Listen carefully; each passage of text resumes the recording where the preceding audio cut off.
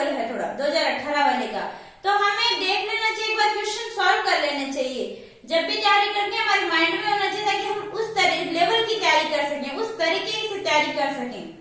तो चलिए स्टार्ट करते हैं। और यदि वीडियो अच्छा लगे तो लाइक कर देना, शेयर कर देना और सब्सक्राइब कर देना और बेल आइकन दबा देना ताकि हर नोटिफिकेशन आपके पास में पहुंच जाए।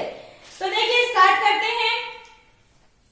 पहला क्वेश्चन है आज 2018 वाला है फ्रेंड्स। तो पहला क्वेश्चन है कि 3 विषयों में और 3 विषय दे रखे हैं, साइंस, इंग्लिश और मैथ्स। छात्रों की संख्या है इसमें 60 छात्र है, इसमें 105 है, इसमें 135 है। इस परीक्षा में प्रत्येक कमरे में बैठने की क्षमता समान है। प्रत्येक कमरे में एक ही सब्जेक्ट के छात्र होने चाहिए। अब देखिए एक कमरे में एक ही सब्जेक्ट के होने चाहिए, यानी इसमें साइंस के बैठा रहे हो तो उसमें इंग्लिश वाले नहीं बैठा सकते, यदि इसमें मैथ्स के बैठा रहे तो और सब्जेक्ट के नहीं बैठा सकते। तो आपको न्यूनतम कमरों की संख्या पूछी है कि न्यूनतम कमरों की संख्या क्या होगी। तो देखिए न्यूनतम कमरों की संख्या पूछी है, यानी हमें क्या निकालना पड़ेगा, मैथ से पे निकालना पड़ेगा और मैथ से पे निकालना है और संख्या रह गई 3। 2 संख्या का मैथ से पे देखिए कैसे निकालते हैं कि बड़ी संख्या में छोटी संख्या का भाग दे दो। तो बड़ी संख्या में छोटी संख्या का भाग दे के देखते हैं।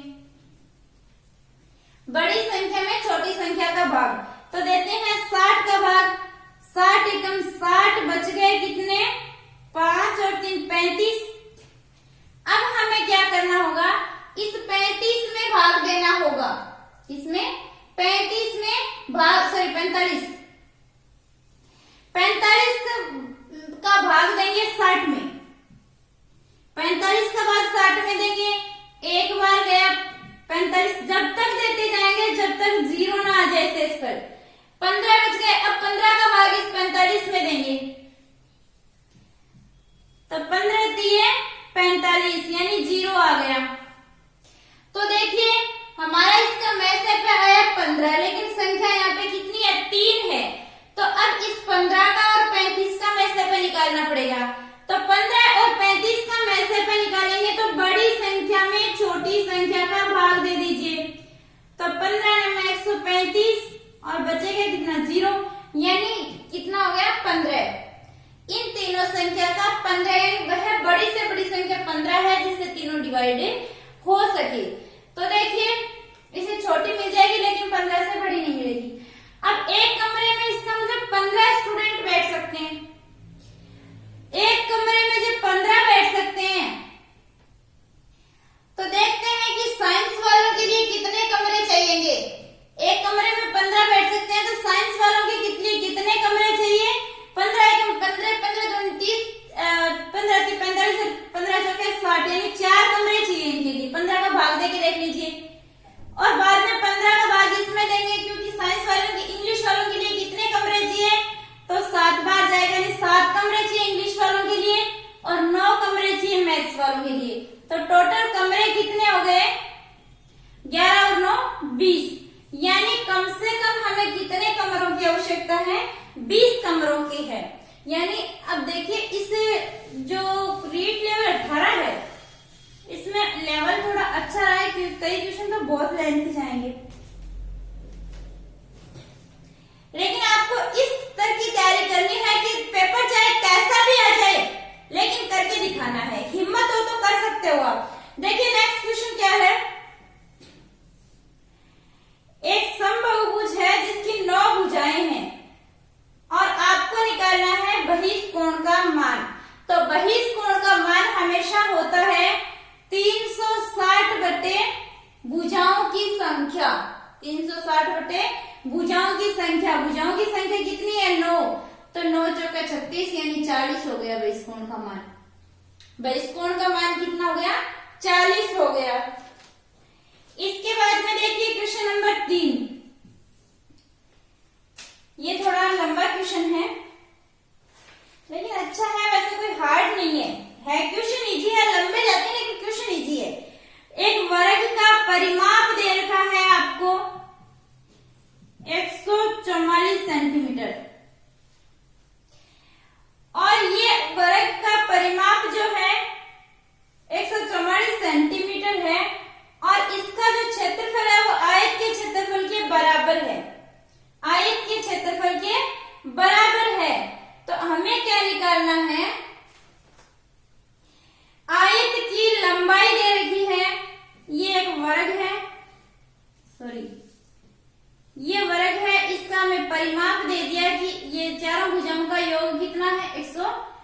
24 है और हमें दे दिया कि इसका क्षेत्रफल और इस आयत का क्षेत्रफल क्या है, सेम है।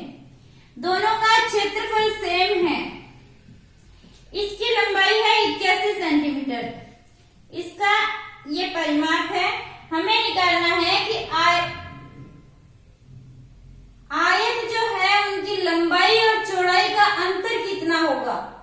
लंबाई और चौड़ाई का अंतर, यानी ये लंबाई है ये चौड़ाई है, इन दोनों का अंतर बताना है हमें कितना आएगा।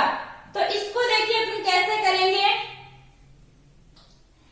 इसको करने के लिए हमें क्या करना होगा कि परिमाप दे रखा है, तो परिमाप होता है चारों भुजाओं का योग। अब चारों भुजाओं का योग यानी 4 भुजाएं हैं वो बराबर है चारों, तो इसमें भाग दे के अपन क्या निकाल लेंगे, एक भुजा की वैल्यू निकाल लेंगे। तो कितना हो जाएगा, 36 आ गई। कितनी होगी, 36 आ गई। अब हमें भुजा पता चल गई कि एक भुजा है वो 36 है वर्ग की। तो क्षेत्रफल क्या होता है वर्ग का, वर्ग का क्षेत्रफल होता है भुजा स्क्वायर। क्या होता है, भुजा स्क्वायर।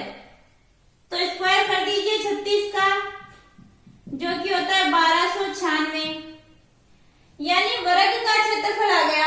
अब हमें देखना है कि वर्ग का क्षेत्रफल और आयत का क्षेत्रफल समान है, दोनों सेम है, तो यही आयत का क्षेत्रफल है।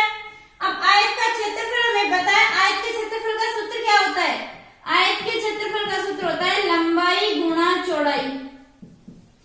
अब क्षेत्रफल हमारे पास है 1296, लंबाई दे रखी है 81, चौड़ाई निकालनी है तो निकाल सकते हैं, इधर गुणा में इधर किस में आ जाएगी, भाग में। 1296 बट्टे 81 बराबर चौड़ाई,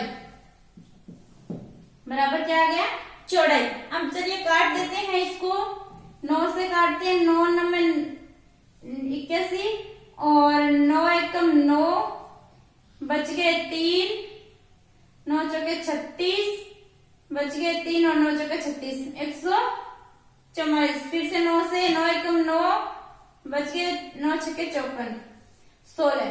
कितनी आ गई, 16। तो चौड़ाई हमारे पास आ गई 16 और लंबाई है 81। तो इन दोनों का अंतर पूछा है तो अंतर करके बता देंगे कि कितना आ जाएगा। अंतर आ जाएगा 7 6 65। अंतर कितना आ गया हमारे पास में, 65। यानी क्वेश्चन ये है कि थोड़ा समझना पड़ेगा आपको। क्वेश्चन जो है वो हार्ड नहीं है, डिफिकल्ट नहीं है बिल्कुल भी, लेकिन थोड़े से लेंथी है, कोई बात नहीं, टाइम लगेगा। टाइम हमारे पास अदर सब्जेक्ट में बचता भी तो है। चलिए देखते हैं नेक्स्ट क्वेश्चन। चौथा क्वेश्चन में 2 बात पूछी गई है।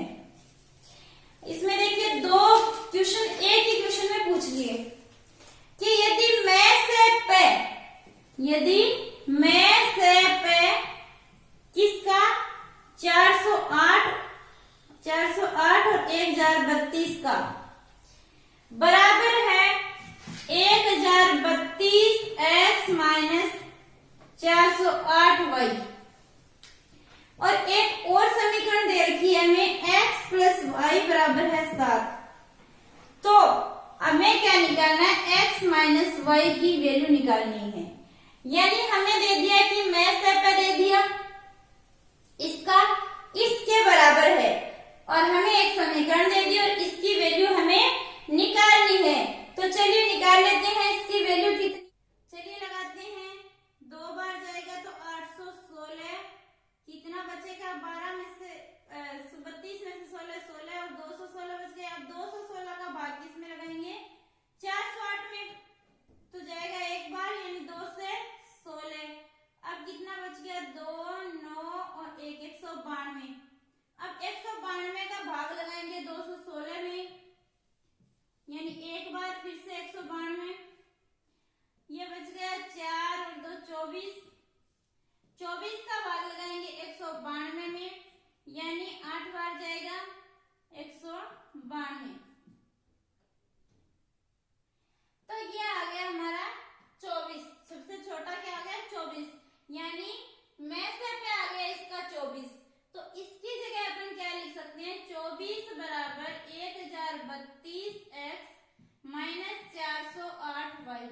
अब देखिए 24 में से पे है, इसका मतलब क्या हुआ कि 24 का भाग इसमें भी जाएगा और इसमें भी जाएगा, 24 का भाग दोनों संख्या में जाएगा।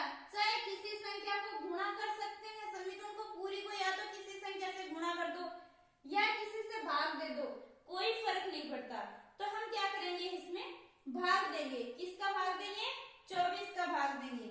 तो ये यहाँ पे बचेगा 1 और यहाँ पे बचेगा 4 और 3 43x माइनस 1 और 7 17y। ये बन गई, इस समीकरण को इधर लिख देते हैं 1 को, ये बन गई हमारी एक समीकरण और एक समीकरण हमारी ये रही। अब इन दोनों समीकरण से हमें क्या निकालना है, मान निकालना है किसका, x और y का। तभी अपन x और y का अंतर बता पाएंगे। तो देखिए कैसे निकालते हैं, ये समीकरण है। अब इसमें x या y दोनों में से एक को बराबर करना है। तो चलिए अपन y को बराबर कर लेते हैं। इसमें 17y है तो इसको भी 17y बनाने के लिए इस समीकरण को 17 से गुणा कर देंगे। तो ये हो जाएगी 17x माइनस 17y बराबर 17 7 119। ये समीकरण है। अब दोनों को जोड़ दीजिए। इन दोनों को जोड़ेंगे तो हो जाएगा 60x, इसको जोड़ेंगे प्लस था ना यहाँ पे, इनको जोड़ेंगे तो माइनस और प्लस कैंसिल और ये हो गया 120। x बराबर हो गया 120 बटे 60 यानी 2। x का मान 2 आ गया हमारे पास में। तो y का मान यहाँ से पता कर सकते हैं कि यहाँ पे लिखेंगे 2 प्लस y बराबर 7, यानी इस 2 को इधर प्लस में इधर जाएगा माइनस में, 7 माइनस 2 यानी 5 आ गया। y का मान 5 है, x का मान 2 है, तो 2 माइनस 5 कितना आएगा, -3। इसका आंसर आ जाएगा। कितना आएगा, -3। अब इसमें देखो साथ में मैथ सेट पूछ लिया, साथ में दो चरों वाली एक रैखिक समीकरण पूछ ली, x y के मान निकालना, तो इसमें दो चीजें पूछ ली। इस वजह से सवाल क्या जा रहे हैं, थोड़े लेंथी जा रहे हैं, यानी क्वेश्चन का स्तर थोड़ा उच्च है। देखिए नेक्स्ट सवाल है आपका सवाल नंबर 5। इसमें आपको एक डायग्राम दिया गया है। ये त्रिभुज दे रखा है और यहाँ पे है बिंदु O और इस त्रिभुज का नाम है A, B और C और हमें दिया गया है कि कोण B जो है उसका OB का अर्धक है, यानी ये वाला कोण जो है, ये वाला OB जो है वो अर्धक है किसका, B का। B का अर्धक है OB और कोण C का अर्धक है OC। ये समद्विभाजित करता है। देखिए ये जो है वो इसको समद्विभाजित, यानी ये जो है रेखा, ये इसको और इसको दो बराबर भागों में बांटती है। ये वाला भी इस और इसको दो समद्विभाजित करता है, यानी दो बराबर भागों में बांटती है। और हमें दिया गया है कि ये वाला एंगल है 40 डिग्री और पूछा क्या है इसमें, BOC का मान पूछा है। BOC इसका मान पूछा है। देखिए इसका मान कैसे निकालते हैं कि यदि ये दोनों समद्विभाजित करता है दोनों कोणों को और ये वाला एंगल दिया हुआ है तो इसका मान होता है हमेशा, कोण BOC का मान होता है 90 प्लस a/2, यानी इस कोण का आधा करके यदि इसमें जोड़ दें तो इसका मान आ जाता है। तो 90 प्लस, ये प्रमेय है, पूरी प्रमेय सिद्ध करने में बहुत ज्यादा वक्त लगता है, इसलिए अपन ऐसे कर लेते हैं, सीधा इसको याद रखना पड़ेगा। 90 प्लस a/2 यानी इसका आधा 20, कितना आ गया, 110 आ गया। देखिए ये वाला कोण दिया हो तो ये वाला निकाल सकते हैं, ये वाला दिया तो ये वाला निकाल सकते हैं। फिर देखिए नेक्स्ट क्वेश्चन है अपना क्वेश्चन नंबर 6।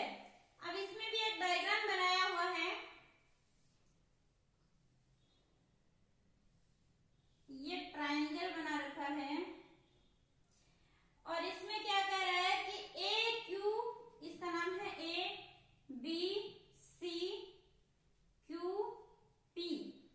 ये कह रहा है कि AQBP पर लंब है।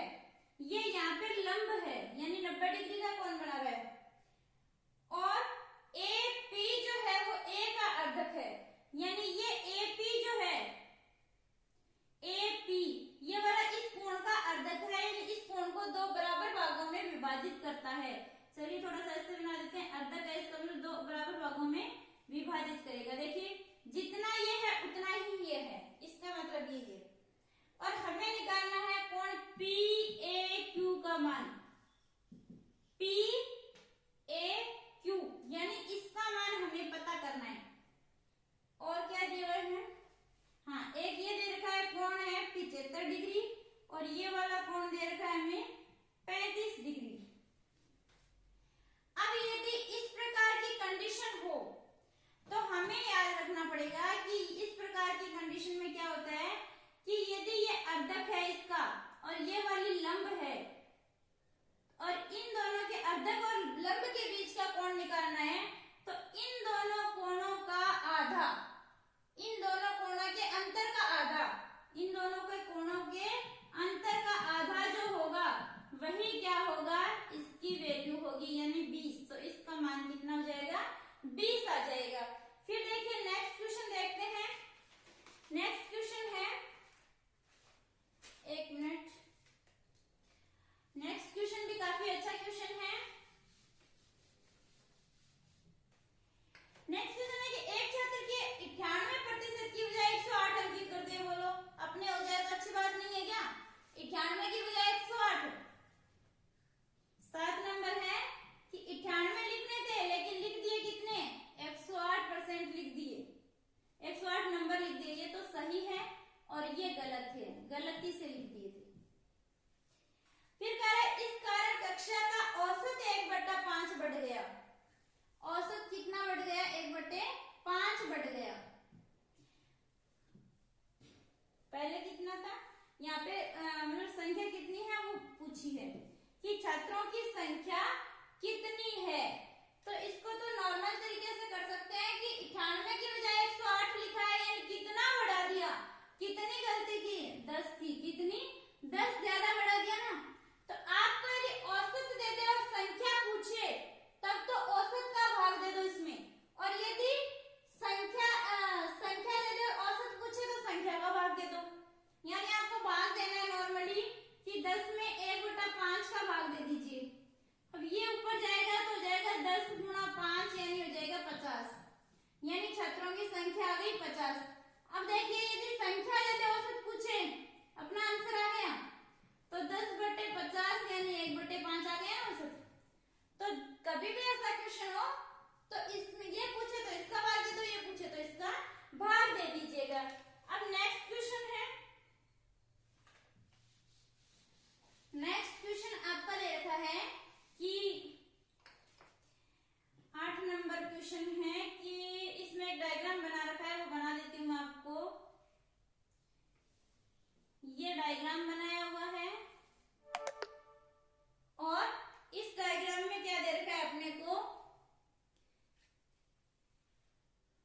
कि ये वाला कोण तो है y, ये वाला है x, ये वाला a और ये वाला b, और ये है a b c d f e। और हमें क्या पूछा है कि सत्य कौन सा है, क्या पूछा है, सत्य कौन सा है। तो कुछ इसमें दिए हुए हैं कि x प्लस वाई बराबर a प्लस बी होगा, या फिर x प्लस वाई बराबर a माइनस बी होगा, या फिर x माइनस वाई बराबर a प्लस b बटे 2 होगा, या फिर x प्लस वाई बटे 2 बराबर a माइनस बी होगा। इनमें से कौन सा सही होगा ये पूछा है।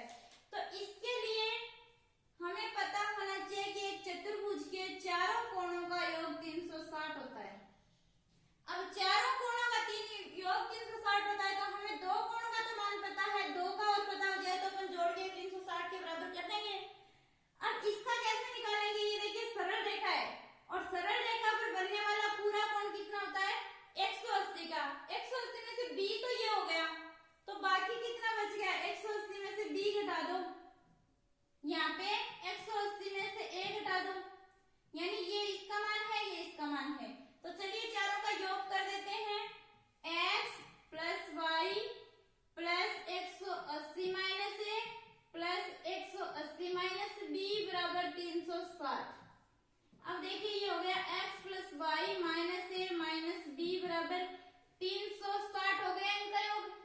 इधर 360 और इधर दोनों प्लस में है तो इधर जाके माइनस में हो जाएगा, यानी क्या बचेगा, कुछ नहीं बचा। तो यहाँ पे तो बच गया 0, कुछ नहीं बचा, 0 बच गया। और ये हो गया x प्लस वाई बराबर, ये माइनस का है दोनों, इधर जाएंगे तो दोनों किस में हो जाएंगे, प्लस में। और ये हो गया हमारा आंसर। ए जो है वो करेक्ट आंसर हो गया। चलिए नेक्स्ट क्वेश्चन देखते हैं। नेक्स्ट क्वेश्चन जो है वो काफी बार एग्जाम्स में पूछा गया है, मिश्रण का क्वेश्चन है। इसमें कह रहा है कि पानी और शर्करा का मिश्रण 3 लीटर है। 3 लीटर मिश्रण है, मिश्रण कितना है, 3 लीटर। क्वेश्चन नंबर है 9। 3 नंबर मिश्रण है, उसमें शर्करा की मात्रा 40% है। पानी और शर्करा दोनों है, तो शर्करा की मात्रा दे रखी है हमें कि 40% है। 1 लीटर पानी और डालने पर मिश्रण शर्करा में कितनी शर्करा जो है कितनी प्रतिशत होगी मिश्रण में, ये बोल रहा है कि ये है, यानी इस मिश्रण में 40% शर्करा है। तो देख लेते हैं कितनी शर्करा है। 3 लीटर का 40% तो सब लोग निकाल सकते हैं, 4 3 12 और नीचे 10 है, 12/10 यानी एक संख्या के बाद में पॉइंट, यानी इसमें 1.2 लीटर जो है वो क्या है, शर्करा है। अब देखिए इसमें पानी और डाल रहे हैं, पानी जितना भी है उसमें 1 लीटर और डाल दिया, 1 लीटर पानी और डाल दिया, लेकिन शर्करा तो नहीं डाली अपन ने। शर्करा की मात्रा तो वही रहेगी, बड़ी किसकी मात्रा है, पानी की मात्रा बड़ी है। लेकिन मिश्रण पहले था 3 लीटर और अब मिश्रण कितना हो गया, 4। शर्करा की मात्रा तो पानी डालने पर भी वही रही, लेकिन क्या बढ़ गया, मिश्रण कितना हो गया, 4 लीटर हो गया। 3 लीटर था, 1 लीटर और डाल दिया तो कितना हो गया, 4 लीटर मिश्रण हो गया। तो अब शर्करा तो है 1.2, मिश्रण है 4 लीटर। अब देखते हैं कितना प्रतिशत रह गई, 25 और इस पॉइंट को हटा दीजिए, 10 2 5 6 6 5 30, यानी 30% जो है वो क्या रह गई, शर्करा रह गई। जैसे जैसे मिश्रण बढ़ेगा शर्करा की मात्रा प्रतिशत में कम होगी, मात्रा उतनी है लेकिन प्रतिशतता क्या हो जाएगी, कम होती जाएगी। फिर देखिए एक क्वेश्चन और कि 12 पेनों का क्रय मूल्य दे रखा है, 12 पेनों का, 12 पेनों का क्रय मूल्य 16 पेनों के विक्रय मूल्य के बराबर है। 16 पेनों के विक्रय मूल्य के बराबर है। लाभ हानि का मैंने चैप्टर डाल रखा है, बहुत अच्छे से उसमें करवाया हुआ है, एकदम शॉर्ट तरीके से, एकदम शानदार तरीके से। तो देखिए अब ये पूछ रहा है कि इसमें लाभ होगा या हानि होगी तो कितने प्रतिशत की होगी। तो देखिए ये भाग का केस है, हानि हमेशा क्रय मूल्य पे निकालते हैं लेकिन भाव के केस में विक्रय मूल्य पर निकालते हैं, है ना। और यदि वैसे प्रोसेस से करोगे तो बहुत लंबा जाएगा। तो देखिए ये क्रय मूल्य, ये विक्रय मूल्य, 12 पेन खरीदे और 16 बेचे, तो कम खरीदे, जितने रुपए में कम खरीदे थे उतने में ज्यादा बेच रहे हो, तो अपने पास से दे रहे हो ना 4 पेन, तो 4 पेन का आपको तो लॉस हुआ है कि उतने रुपए में 100 रुपए में 12 तो खरीद के लाए थे, लेकिन 100 रुपए में 12 नहीं 16 बेचने पड़ेंगे, यानी 4 अपने घर से मिला रहे हो। तो घर से मिला रहे हो तो इसका मतलब क्या हो रहा है, लॉस हो रहा है, ये तो हमें पता चल गया, हानि हो रही है। अब हानि कितने प्रतिशत होती है वो देखते हैं कि हानि हुई में 4 पेन की। अब 4 पेन की हानि किस पे होगी, 16 पे, विक्रय मूल्य पे निकलेगी। भाव का केस में इसमें रुपए नहीं दिया हुआ ना, तो भाव का केस होता है, और गुणा 100, 4 एकम 4, 4 चौके 16, 4 चौके 16, 4 एकम 4 और 25 चौके 100, यानी 25% की क्या हो गई, हानि हो गई यहाँ पे। तो आज के वीडियो में इतना ही करेंगे, बाकी के क्वेश्चन जो है वो अगले वीडियो में करेंगे, क्योंकि वीडियो बहुत लंबा हो जाएगा। क्वेश्चन थोड़े लेंथी है, अच्छे हैं, इसलिए थोड़ा सा ज्यादा टाइम लग रहा है, इसलिए बने रहिएगा वीडियो में। वीडियो अच्छा लगे तो लाइक से सब्सक्राइब कर दीजिएगा, बेल आइकन दबा दीजिए, हर नोटिफिकेशन आपके पास में पहुंच जाए। और पेपर करना बहुत जरूरी है, रीट की तैयारी कर रहे हो तो पहले पेपर कर लो, बाद में तैयारी शुरू करो। तो देखिए ये अपने 10 क्वेश्चन कर लिए, आगे के क्वेश्चन नेक्स्ट वीडियो में। Thank you.